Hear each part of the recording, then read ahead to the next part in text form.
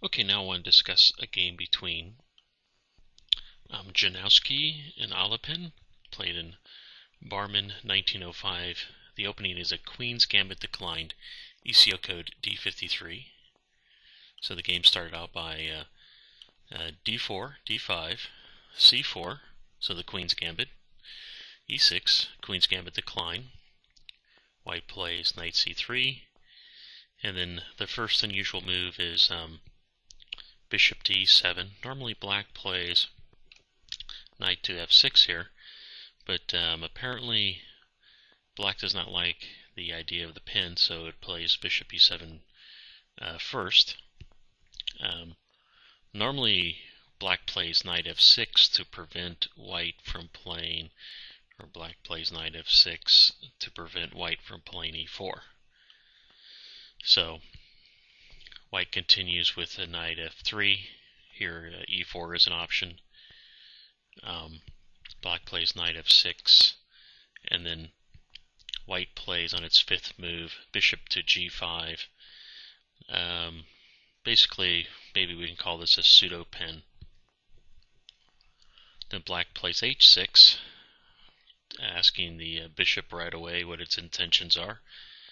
Obviously, Black does not like the pin on the Knight here, or any type of pseudo pin. White plays Bishop H4. An option was to take the Knight, but it looks like White decided to keep the Bishop here and the pseudo pin just to I don't know, annoy Black, since Black obviously with its initial move of Bishop to E7 shows that it doesn't like the pin. Now Black plays D takes C4. I guess Black's plans, as we see the game unfold, is to play, well, maybe not that move, but basically it's clearing. Normally the Queen's Gambit declined. The problem is this Bishop right here, getting it active. So it looks like Black is getting rid of that pawn, and it's going to place, eventually it's going to play the Bishop to here, where it can look along the diagonal. But the problem is that this pawn, if we back up, was controlling the E4 square, so Black is giving up central control to activate its Bishop. We'll see if that works out for Black. So D takes C4, E3, strengthening the center and preparing to recapture the pawn. Black plays A6, basically with the idea of once White recaptures, it's just going to play B5 here, which it does. White plays Bishop takes C4, Black plays B5, forcing the Bishop to move. White's actually going to play Bishop to B3. I'd say just an equally good move is probably Bishop back to D3. But I guess White has plans of saying, when it plays it back, that it has the options of playing the Bishop back, where it can look along either one of these two diagonals. If it goes to D3, it can't go back to C4, where it can look along this diagonal here. So maybe just a White trying to get some flexibility. White plays Knight on B to D7, with the idea this Knight develops and will support an eventual push of one of these pawns, probably in this case the C pawn. White plays Queen to E2. Normally the Queen's Gambit decline, you see a lot of times the Queen go to C2 or E2. Obviously, with my previous comment of the Bishop potentially coming back to C2, the Queen comes to E2, where it does look along this diagonal here, and also will help support the pawn push of E4. C6. Even Cherniv in his book is not too sure why Black played this move. He's fearing that he thinks that possibly Black was fearing the move D5, but Black should have played on this move right away. c5 striking at the center. How many games have we seen where black does not get in the c5 move and ends up losing? So black's, or white and black's objective is to really, in the Queen's Gambit decline, is that this c file becomes very critical. So we see this a lot in these games, is black getting in the move c5 and then control the c file dominates the game. But black plays c6, and then both sides castle. And now white plays rook on a to c1, bringing a rook to a half open file, or will be half open. If you want to know where to put your rooks, you say, well, what files are likely to be open? And I've already mentioned that the c file is critical, so obviously white brings its rook to that file. And the other file that looks like it's going to be opened is the d file.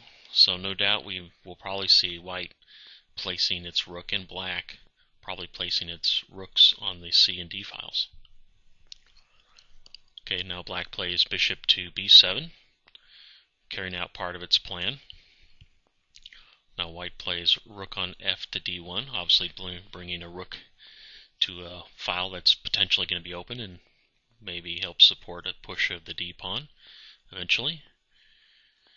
Black plays rook to c8, giving some support to the c pawn and also probably preparing to move it forward. Now you have to look at this position, and you can see white is fully developed. King's castles, rooks are on files are going to be open, the pieces are out in the play. And if you look at black's, it looks more haphazard. The pieces don't look as active. Black needs to get in the move c5, which it probably should have played instead of c6. Probably would have been a much better position. So now it's time for white to strike, as we say. So white plays knight to e5, and this move actually prevents. You could say, well, yeah, things are not too bad for black.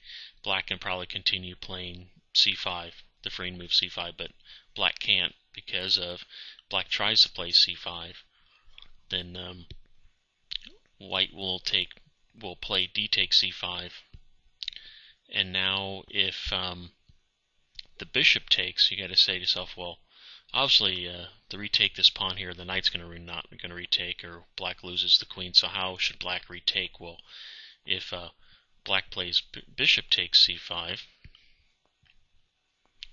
then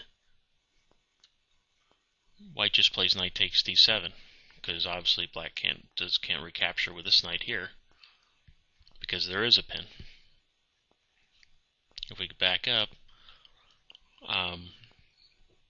obviously black's not going to play rook takes c5, or if black takes rook takes c5, then white plays bishop takes f6, and now basically what it's done is that white has removed the defender of this knight here. So there are two defenders to this knight, and white's attacking it twice. So now white just undercut one of the defenders, and if bishop retakes, and knight takes. So obviously this is the reason why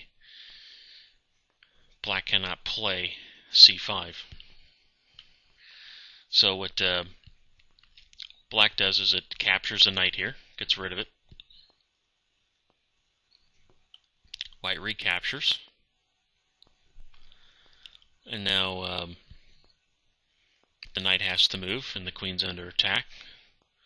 So black plays knight to d5. And now this bishop's just sort of hanging out in midair. So bishop takes e7, and then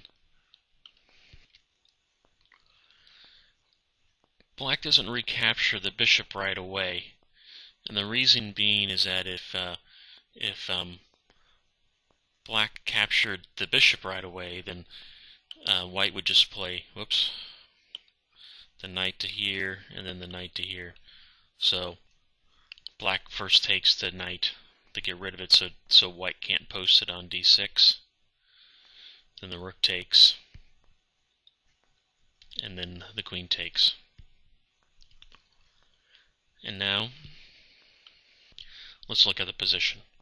Looks like I'm running out of time. I will continue this game on the next video.